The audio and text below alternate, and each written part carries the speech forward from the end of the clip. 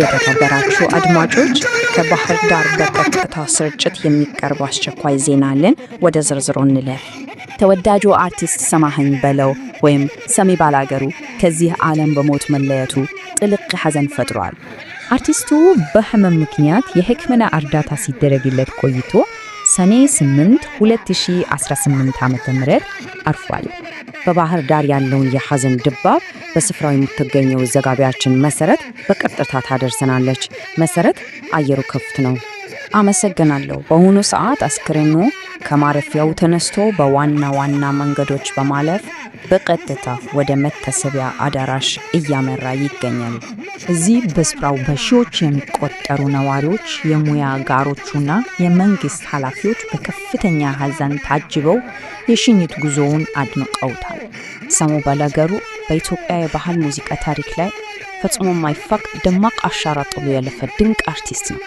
3 ነገር ወዳለሁ፣ ሀገሬን፣ ትዳሬንና ስራዬን የሚለው ጽኑ አቋሙና ታዋቂ አባባሉ የህይወት መርሁ እንደነበር ይነገራል። ከጥበብ ስራዎቹ ባሻገር አርቲስቱ ለቤተሰቡ እጅግ ቅርብ የሆነ ታማኝ ባለትዳርና ለ4 ልጆቹም አፋቃሪ አባት ነበር።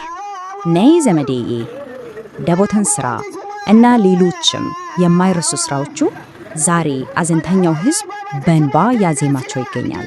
የክብር አስክሬኑም በህይወት ዘመኑ በዜማዎቹ አዘውትሮ ሲያወድሳት ወደ ነበረችው ውባ የባህር ዳር ከተማ ለዘላለማዊ ረፍት ተመልሷል። አሁን እዚህ ታዋቂው የባህር ዳር መታሰቢያ አዳራሽ ውስጥ የክብርና የሽኝት ፕሮግራሙ በከፍተኛ ሐዘንና በዝምታ እየተካሄደ ነው። የሙያ አጋሮቹ ሰማኸኝ ለባህል ትልቅ ክብር የሚሰጥ እጅግ ቅንና ትሁት ሰው እንደነበር በእንባ እየመሰከሩ ነው። መሰረት፣ ለሰጠሽን ልብ የሚነካ የቀጥታ ስርጭት ዘገባ እናመሰግናለን። አሁን መረጃውን ወደምናጠናቅቅበት ስቱዲዮ ተመልሰናል። ለቤተሰቡ መጽናናትን እመኛለን። የዛሬው ጥያቄ፣ ይህ የባላገሩ ድምፅ ትውልድን ሲሻገር እንዴት ማስተጋባቱን ይቀጥል ይሆን?